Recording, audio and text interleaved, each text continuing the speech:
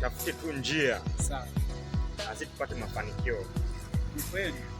Maana kama ukipata mafanikio kabla ya watoto, maana nasema usipotumia ujana wako kabla mtoto, ukija kukua ujana wako utatumiwa.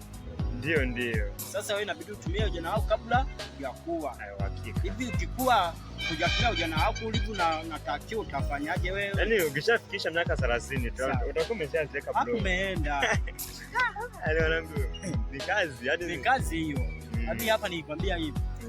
Naweza kusema wewe kijana ana chochote, lakini inabidi ujifikirie.